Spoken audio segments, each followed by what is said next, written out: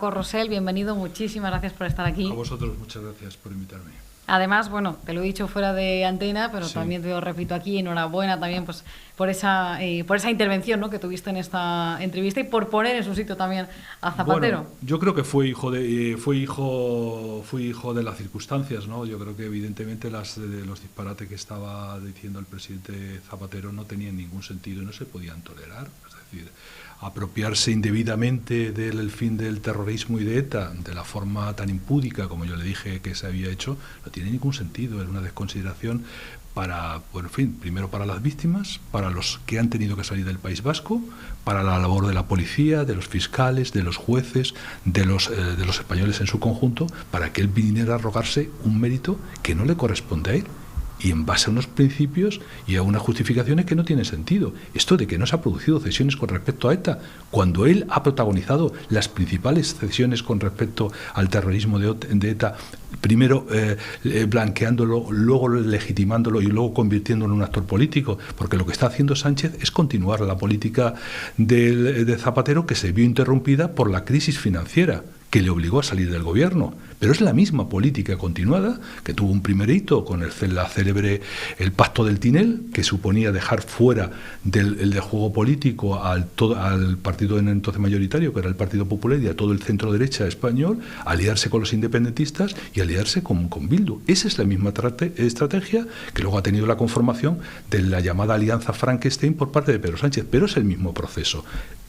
Tanto Zapatero y Sánchez han seguido la misma política interrumpida por la crisis financiera del 2008. Una de las cosas que yo también comentaba en el programa de ayer, o sea, aparte de todo lo que tú has dicho respecto a lo que comentó Zapatero, es que la primera mentira, en mi opinión, es que no se ha derrotado a ETA, porque yo siempre digo también en este programa, también lo he comentado una vez cuando he compartido plato contigo, a ETA no se le ha derrotado, sino que ha cambiado de nombre y ahora se llama Bildu, está en las instituciones. No sé qué te parece a ti eso. Bueno, hay una vieja definición de Clausewitz diciendo que la política es la guerra por otros procedimientos. Aquí lo que está haciendo es el terrorismo por otros procedimientos. Es verdad que no mata, pero es verdad que se le ha entregado la gobernación de España. No solamente se ha incorporado a la gobernación de España, se le ha entregado políticas esenciales, como es la memoria democrática de este país, incluso prolongándola hasta el año 83. Es decir, aquellos que intentaron impedir la llegada de la democracia, atentaron contra la democracia, porque hay que recordar que ETA atentó más en tiempos de democracia que contra la dictadura de Franco, eso es así. Por tanto, aquellos que lucharon con sus bombas, con sus asesinatos, con sus secuestros, con la expulsión del País Vasco de muchos ciudadanos, ahora se le entrega la memoria, se le entrega la política de este país, que es lo que ha hecho Pedro Sánchez. Por tanto, por eso se jactaba en su momento en aquel célebre vídeo Otegi, diciendo: nosotros estamos dispuestos a seguir apoyando los presupuestos que nos pida el presidente Sánchez para que nuestros presos salgan. Y no se trata de los traslados como le echaba en cara el propio Pedro Sánchez a Aznar. Es verdad que Aznar trasladó, pero Aznar no le dio privilegios ni le dio la posibilidad de que salieran de las prisiones, etcétera, etcétera, como está ocurriendo ahora. Incluso que fueran y se incluyeran en listas electorales. Eso no había ocurrido hasta ahora. Por tanto, me pareció una situación que era inadmisible los argumentos del propio presidente. Y yo creo que esa circunstancia, esa tensión, yo creo que le deshizo un poco la máscara del propio Zapatero. Zapatero ha tenido eso que se ha llamado el talante, el buen quedar, el simpático, el agradable, etcétera, etcétera, etcétera. Y nos ha vendido una mercancía que ayer yo creo que en parte se le vino abajo. Él está dispuesto a ser un actor fundamental en esta campaña electoral, y lo que ocurrió ayer en la entrevista su participación en el programa de Carlos Herrera es su primer acto electoral en el que él quiere tener un papel principal, porque quiere reivindicar su memoria y que este gobierno, tanto en la parte socialista como en la parte de Podemos, son hijos naturales de lo que se llamó en su momento el zapaterismo, que ahora se llama el sanchismo, y la parte del populismo en forma de podemismo, Sumar o cualquiera de las otras variantes. Se le vio bastante nervioso a Zapatero, bueno, incluso te acusó de decir tonterías, que es así, sí, como lo calificó. Sí. Y bueno, lo que no sabemos es si realmente esa participación o ese inicio de campaña, ¿no?, por así decirlo, de Zapatero en este programa vaya a beneficiar al Partido Socialista. Yo creo que a raíz de las reacciones que ayer se produjo y de la pérdida de nervios por parte del propio José Luis Rodríguez Zapatero, yo creo que esto va a producir o puede producir un momento determinado que el tema del terrorismo de ETA se convierte en otro factor fundamental en esta campaña, como ha ocurrido recientemente en las elecciones municipales y autonómicas, a raíz de las inclusiones de, digamos, de etarras y de, digamos, presos etarras condenados por delitos de sangre en las listas de Bildu, ¿no? Yo creo que puede generar ese factor y que yo creo que ha sido un elemento a considerar de lo que ha ocurrido en la campaña de las elecciones municipales y autonómicas y puede volver a suceder, porque no nos olvidemos, es decir, ahora lo que se intenta es suplantar la memoria de lo que ha ocurrido en este país y blanquear el terrorismo, porque no se puede comparar, por ejemplo, con lo que ha ocurrido en Irlanda. Es que en Irlanda han pedido perdón y se han arrepentido de sus crímenes. Aquí no ha sucedido. Aquí aquí hay actos de exaltación de ese terrorismo, porque evidentemente se le ha pagado un precio político, un inadmisible precio político, y eso es lo que no quiere reconocer Zapatero, y es lo que produjo ayer pues esa reacción tan airada que le hizo descomponer un poco el gesto, el talante ese que ha hecho Bandera o hizo Bandera durante mucho tiempo. Fíjate, Paco, que es verdad que hubo ayer esa reacción sobre todo de apoyo a ti, porque muchísima gente en las redes sociales ha valorado tu intervención y cómo respondiste a Zapatero, pero yo también he visto otra reacción de mucha gente, que esto me ha preocupado, que también le ha dado la razón incluso a Zapatero, ¿no? Pues esa reacción de la izquierda diciendo que sí, que efectivamente fue Zapatero el que terminó con ETA, que ETA ya no existe, que bueno, que eso es toda una mentira que nos inventamos los de la derecha y la ultraderecha, que esto les encanta decirlo. Está claro que algo se ha hecho mal, ¿no? Pues en la educación, ¿no? Yo creo, para que hayamos llegado a este punto en el que parece que nadie se acuerda de un pasado que todavía es muy cercano, ¿no? ¿Crees que hay alguna solución en ese sentido, en que la sociedad española pues realmente pueda recuperar el recuerdo de lo que fue ETA? Porque a mí, fíjate que yo me considero bastante joven, sí, y tengo la sensación que ya casi ni la gente de mi edad recuerda lo que fue ETA, ¿no? Y lo que ha supuesto para el país. Es que yo creo que eso los demócratas tenemos una responsabilidad enorme, que hemos entregado el relato precisamente a los nacionalistas y en cierta manera también a los independentistas. Es decir, hace algunos años una cadena de televisión, creo que fue Antena 3, hizo un reportaje con motivo de un aniversario de la liberación del Zulo de Ortega Lara en Burgos, y la gente no sabía quién era Ortega Lara. No sabía quién era Ortega Lara. Sin embargo, en el País Vasco todo el mundo sabe los etarras y además son blanqueados como si fueran gudaris, como si fueran héroes. Los asesinatos se convierten en héroes y las víctimas justo lo contrario. Y eso es una responsabilidad, porque aquí no hemos dado la batalla de las ideas, la batalla del relato, la batalla educativa. No hemos enseñado. Es decir, tenemos una fiscalía que está entregada ahora a reivindicar la memoria de la guerra civil continuamente, pero estamos destinando partidas, millones y millones a temas de la guerra civil, que era un tema absolutamente superado, donde se había producido una reconciliación a todos los efectos y se está reabriendo. Esa también es la política del propio Zapatero, que está siguiendo lógicamente el propio Sánchez, porque a diferencia de lo que fue Felipe González aprendió la lección de lo que fue la guerra civil. Y no quiso reabrir eso, ni muchísimo menos. Entendió que era una etapa de reconciliación, como había hecho el Partido Comunista en el año 56 con su célebre manifiesto de la reconciliación nacional. Sin embargo, ahora se está dando vuelta a esto. Junto todos esos millones que se están destinando, todas esas partidas, todos esos chiringuitos, organizaciones que viven de eso, al contrario, no dedicamos prácticamente nada a recordar lo más reciente. Por tanto, se entiende que aquellos que son, como diría, digamos, Borges, con respecto a lo que decía de los peronistas, que eran incorregibles, los incorregibles y fanáticos de la izquierda, pues todo lo que le diga Zapatero, pues lo van a dar por bueno, pero porque hace una dejación de una mínima memoria de lo que ha ocurrido. Yo siempre recuerdo la célebre, la madre de los Pagaza, ¿no? Aquello Sí. que le dijo a Haréis Pachi cosas López, que no haréis se la cosas dan que la no sangre. en la sangre, y esto es lo que está ocurriendo. Estamos viendo cosas que no se le da la sangre y que no estamos teniendo la reacción ciudadana.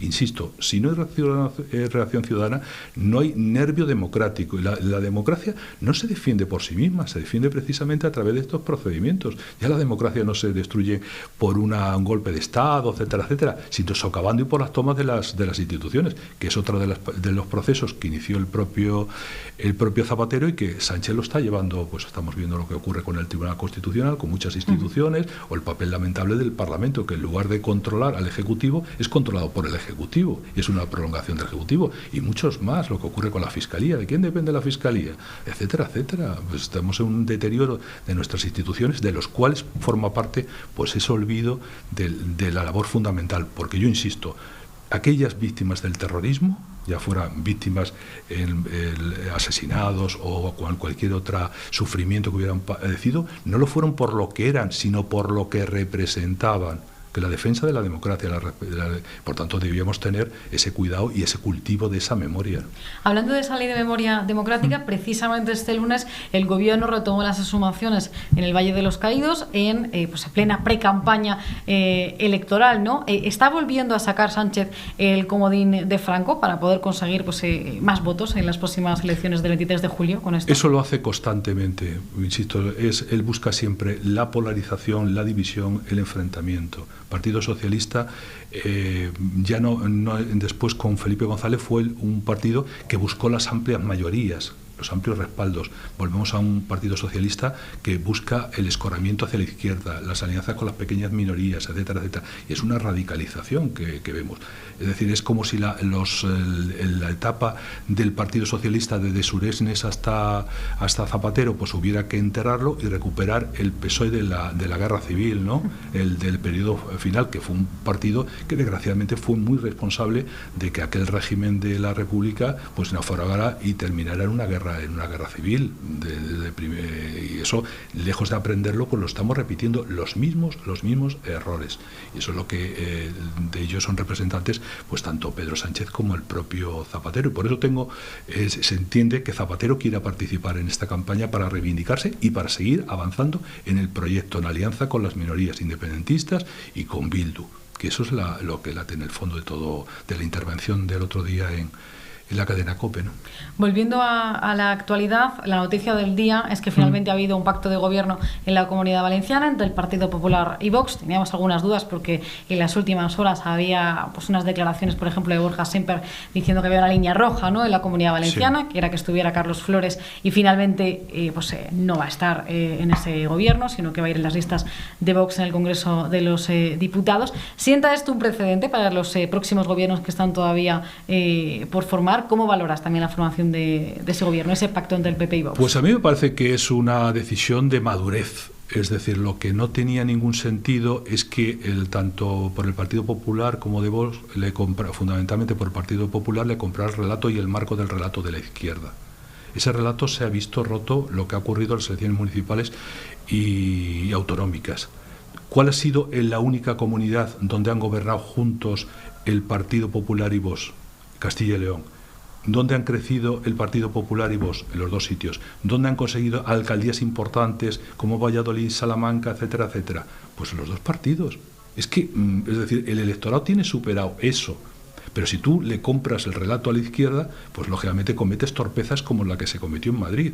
Es decir, la estrategia de Vox en Madrid fue una estrategia suicida, que se la ha penalizado. Si tú intentas desestabilizar e imposibilitar el gobierno de la alcaldía del Partido Popular de Almeida o de Isabel Díaz Ayuso, no aprobándole los presupuestos o no aprobándole determinadas leyes, haciéndole oposición desde dentro, pues tu electorado te va a penalizar, porque tu electorado lo que plantea es un gobierno, dos formas de ver la derecha, dos formas de ver el espacio del centro, desde el centro derecha, posiciones más a la derecha, y dar una alternativa a lo que está ocurriendo. Una izquierda que no es la izquierda que hemos conocido durante años, es una izquierda que está produciendo un proceso de ruptura con la Constitución, de ruptura con el propio sistema democrático, y eso debemos ser conscientes, y el que no lo quiera ver es porque está ciego. Entonces, en esas condiciones de auténtico cambio de régimen que se está operando, si el centro derecha tanto en el Partido Popular, Vox, o en su momento lo que pudo representar Ciudadanos, no son conscientes de que esa es la prioridad de sus gobiernos, se equivocaría. Aparte de eso, también hay muchas cuestiones de la gobernación de esas comunidades, donde se han hecho auténticos disparates o se han hecho políticas, como en el caso de Valencia o en el caso de Baleares, que es el patio trasero del nacionalismo. El pancatalanismo se está extendiendo por Valencia, con las políticas de la lengua, políticas de educación, o por Baleares. Es que el independentismo es como esos aviones, no se paran. Cuando consigue su objetivo en su territorio, busca el expansionismo. ¿Y cuál es el expansionismo? La excusa es la lengua. Eso lo vivimos en el avance del nazismo, fue ese. Es decir, primero la extensión, ¿en qué países limítrofes hablan alemán? Esa fue una excusa. La siguiente fue otra. Esa es la estrategia del nacionalismo, el gran veneno de las sociedades europeas desde la Segunda República, desde la Segunda Guerra Mundial, ¿no? Perdón. Antes de que se alcanzara este acuerdo que se ha firmado hoy, ese preacuerdo que se ha firmado, pensábamos que el resto de formaciones de gobierno, pues por ejemplo en Aragón, en Extremadura, en Baleares, quizás se retrasarían esos pactos a después de las elecciones de julio, del 23 de julio, las elecciones generales. ¿Crees que ahora significa que eso no va a pasar, que se van a... Puede pasar, yo quiero decir que la política también, obliga a una cierta inteligencia a la hora de gestionar los momentos. La política, decía Churchill, que el tiempo es más importante en política que en gramática, ¿no?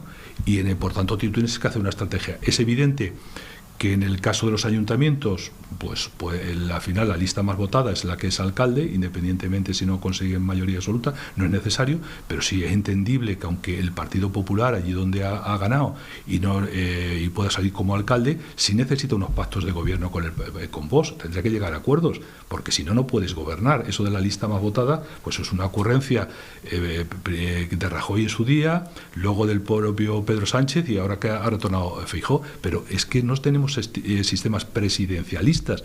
Nosotros lo que elegimos es un cuerpo electoral. Elegimos diputados para que elijan al presidente, o elegimos concejales para que elijan al alcalde. Entonces yo entiendo que eso se puede hacer, y luego, como los procesos en las autonomías pues van más dilatados, constitución del Parlamento, pues a lo mejor en algún caso se puede dilatar a que se celebren las elecciones. Pero yo no lo veo necesario, y no creo que tuviera que tener tanto el PP como Vox esas cautelas, porque su electorado lo entiende perfectamente. Lo entiende perfectamente. Y ya aquellas alertas, que no es nada nuevo, esto las alertas fascistas, cuando consiguió, formar gobierno en Andalucía, con el peor resultado que había obtenido entonces el Partido Popular hace 5 años, Juanma Moreno, tanto Podemos como el Partido Socialista de Yolanda Díaz convocaron manifestaciones en las puertas del Parlamento de Andalucía para impedir que fuera elegido presidente de Andalucía Juanma Moreno,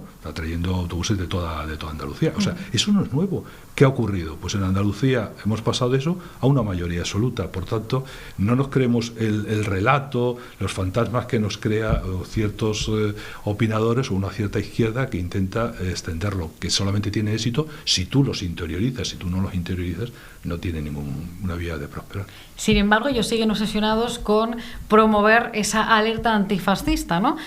Cuidado que viene la ultraderecha. Precisamente lo ha utilizado también hoy el Partido Socialista en un vídeo que ha publicado en sus redes sociales después de que se conociera ese pacto de la Comunidad Valenciana. Vamos a verlo y ahora me dices qué te ha parecido.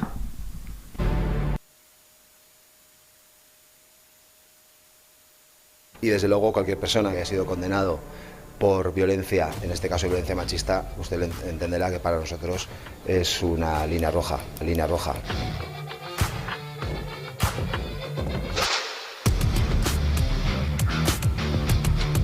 Hemos llegado al acuerdo para la formación de un gobierno de coalición. Vox tendrá una participación decisiva. No debería dedicarse al ejercicio activo de la política. Yo no voy a dar un paso al lado, yo voy a dar un paso adelante. Una línea roja vale para Valencia, vale para Euskadi y vale para Andalucía. Creemos que una persona acusada y condenada por maltrato no se debería de dedicar a la política. Voy a ser el cabeza de lista de Vox al Congreso de los Diputados. Ese es el vídeo que ha publicado el Partido Socialista. ¿Qué te parece, Paco? Pues la verdad que me parece corto de imaginación y luego, sobre todo, si lo intentan comparar con lo que hizo en la repetición de las elecciones del 19 Pedro Sánchez, aquello de que no Podemos le iba a quitar el sueño, que jamás le iba a pactar con Bildu y cuántas veces se le quiere que se lo repita.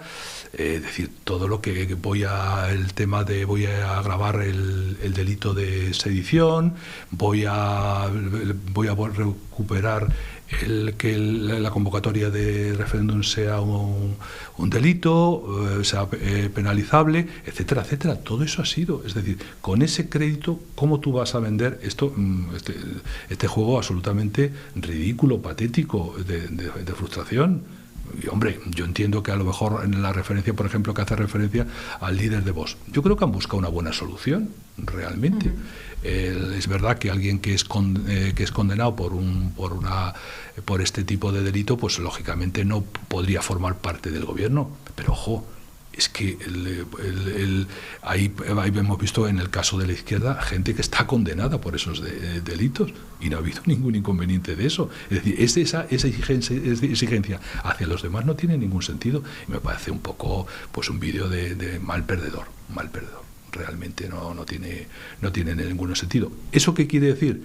Eso sí es importante, que los gobiernos que se constituyan ahora del centro derecha pues tienen que tener un nivel de exigencia a tenor de lo que le exigen sus propios electores. Los electores del centro derecha son muy exigentes y abandonan partidos que han tenido un protagonismo como ciudadanos, se quedan de pronto, desaparecen. Desaparece UPyD, desaparecen determinadas fuerzas, porque el votante del centro derecha vota a sus partidos si cree que son instrumentos necesarios para aquellas ideas en las que cree. Si no, no. A diferencia de los de la izquierda, que hagan lo que hagan, pues les van a votar con la fe del carbonero. Pero en ese sentido, por tanto, yo creo que eso es un nivel de exigencia importante para los gobiernos del centro derecha, que lo tienen que hacer muy bien y con un nivel de exigencia alto, ¿no? Muchísimas gracias, Paco Rosell, por estar estos minutos con nosotros. No tenemos ya tiempo para más, pero ha sido todo un placer y ojalá pase pronto por aquí. Muchas gracias, Paco. Muchas gracias. Enhorabuena también por tu labor. Gracias.